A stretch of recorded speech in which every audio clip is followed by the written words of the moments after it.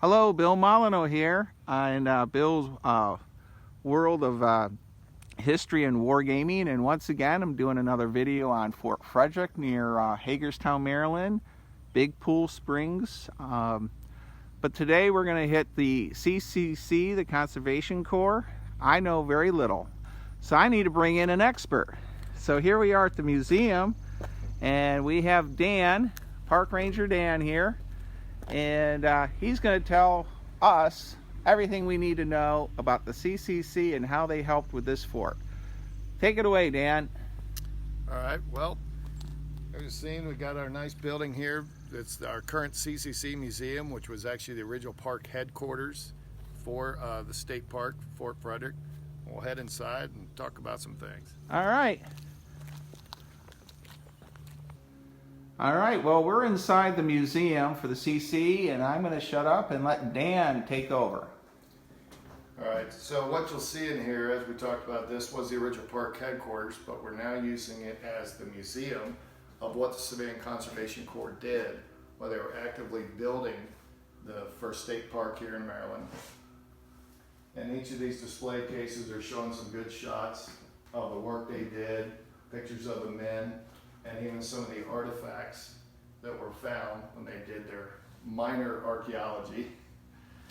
The unfortunate part that happened is they did not do any proper archaeology at the time. It was the 30s, and the archaeologist that was hired to come down, he did not show up immediately. So while they were waiting for him, the camp's being run by the Army, and the Army officers, which there's a few pictures of these gentlemen over here, you can see their World War I style there. And as any good army, they've got a bunch of young men sitting around with nothing to do, so they tell them to start digging trenches. So they're just digging trenches in the fort, finding artifacts, tossing them as they go. What did they do with these artifacts? Are they in the museum? Did they throw them away? It's kind of a mixed bag there, as far as some of the artifacts are here and some are put away and going to show up in future exhibits and displays, and other things we're not sure if they didn't properly, they tossed them or what. So it's a little unfortunate. So a lot of work is done though on the park itself. They rebuild the walls. About 30% of the walls need to be rebuilt because the fort had been a farm for a good time from prior to the Civil War up into the early 1900s. So they do a lot of that work, and they build all these outbuildings here. So a building like this, and over now what's the camp store was the caretaker's house. Behind that is a full working blacksmith shop, because they actually make all the hardware in the park. So all your iron hardware and everything, they have a full working blacksmith shop that they're making. They actually made the hinges and stuff. Yes, they're making all the hinges, all the hardware. And well, I find that pretty. Now, as a tourist walking in, the thing that caught my eye is, what's this giant sign? It looks like it's metal. Yes, so it's one of the plates from back in the day when you get your hang on, I lost the words there. Your historical markers you see from back then. And was this like out on the road at one time, or? That I don't know. Yeah, it's a pretty cool sign, being made out of metal and all. So if I'm coming to visit the fort and this museum, what stands out? I think I was told at one time there was an apple orchard in the fort. Yes, and there's a good picture here where you can see the trees actually in the fort. Wow, and there's no buildings. No. So when the C's actually restore the fort and build the park, like I said, they build all the roads, all the outside buildings, including the pavilion and the bathhouses and such. But they find the foundations of the three buildings, and there's a few shots you can see even in the smaller portion here and such. So they find the foundations for the two barracks and the officers' quarters, but they do not rebuild those buildings. Those barracks are rebuilt during the bicentennial, so the 1975-76, when America gets a lot of money together and starts to get pumped up for the 20th anniversary. There's a lot of projects that happen throughout the park system. So we're very thankful that they were able to get those done at that time. So, Can I ask a couple more questions? I know you have a fort to watch, but how many men worked on this fort, and how long were they here? A couple months or a year?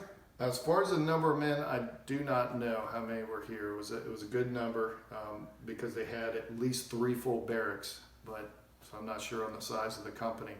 But they actually they were here from 34 to 37, so they were here for about 4 years.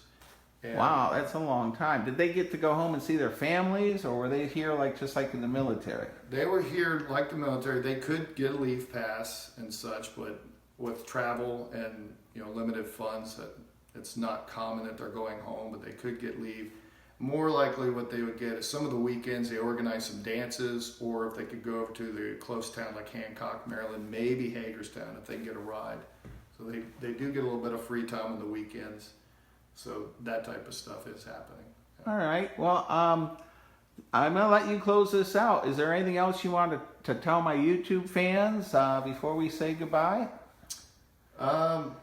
Well, big thing, if you haven't been here to Fort Frederick, definitely come out and see it. If you haven't been in a long time, we've reinterpreted some spaces and we're continually expanding everything, including the C's, which is totally new, started last year, where we're doing living history of the CCC boys and starting to tell this story because we're almost at 90 years. That's right. I think I've seen you in a CC uniform in the Yeah. blue dungarees, working.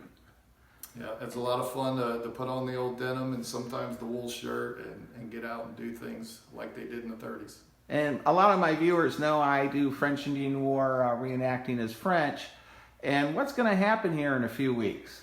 We'll be having our annual French and Indian War muster in late August, and that'll be a good time because we'll have French and Native forces outside the fort, and we'll have several provincial troops here at the fort.